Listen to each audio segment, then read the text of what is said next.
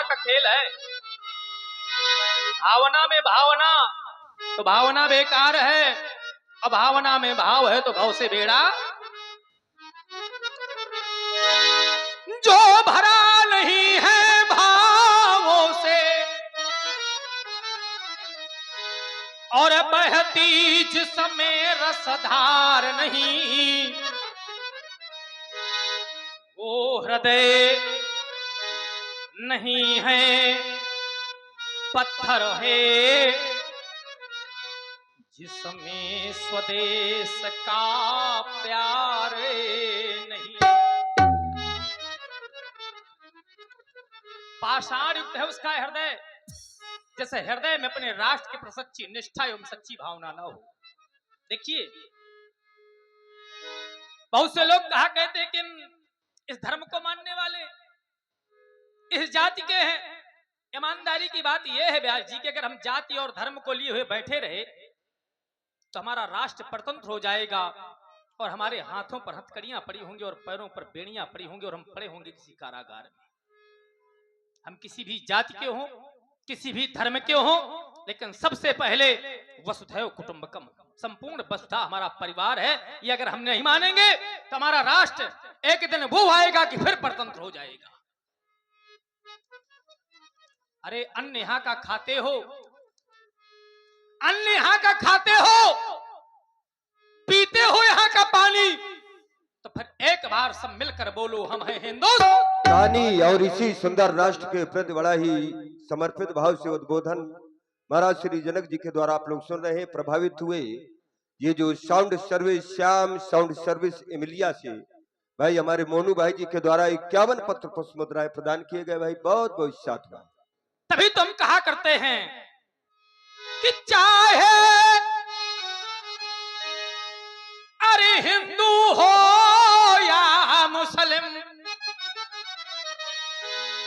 और हो सिख ईसाई,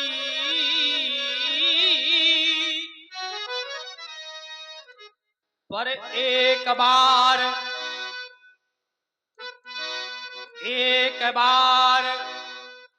ये बार बार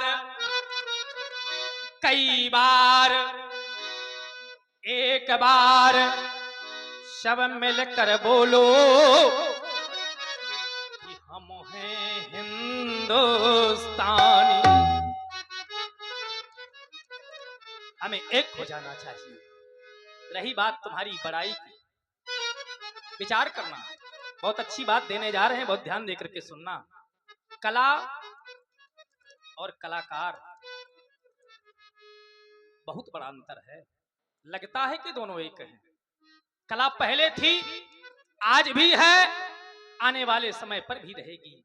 लेकिन कलाकार जो पहले थे वो आज नहीं है, जो आज हैं वो कल नहीं रहेंगे। कभी इस बात का अभिमान ना नहीं पाओगे। क्योंकि व्यक्ति को समाज में 3 बातों से ही प्रतिष्ठा मिलती है, समाज में यश मिलता है।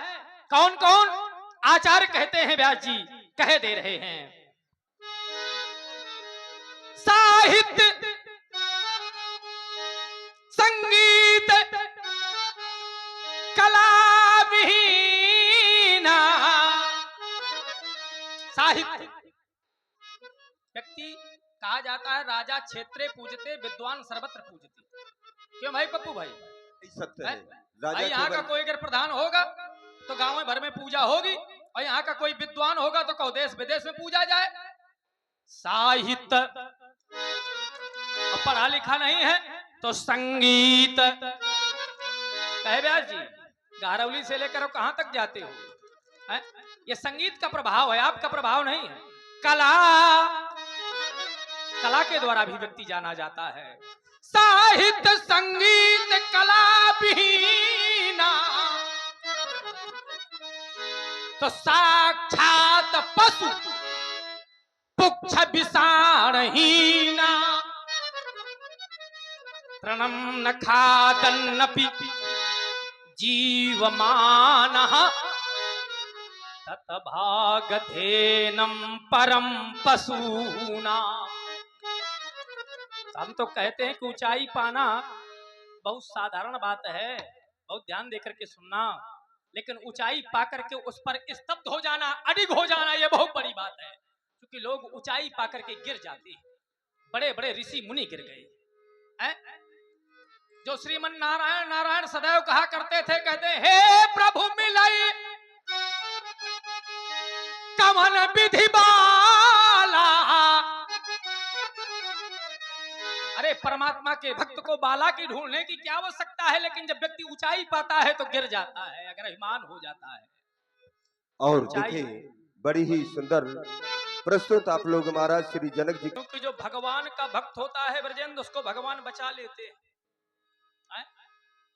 कहते हैं जे ही विधि होय नाथ हित मोरा, करहु सुवेग दास मैं तोरा। लेकिन उनका हित बाला में नहीं था, उनका हित काहे में था? बोले हमारा तो हित उसी प्रकार से करते हैं जही विधि हुई है परम हित। भगवान कभी अपने भक्त का हित नहीं करते हैं, परम हित करते हैं। जही विधि हुई है परम हित,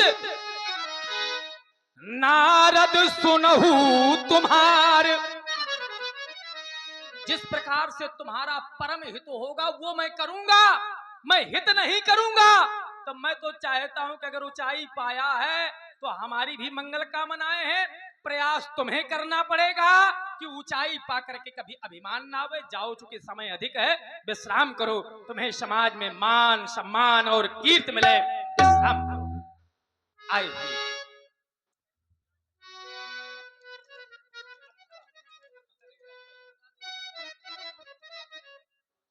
तो विचार कर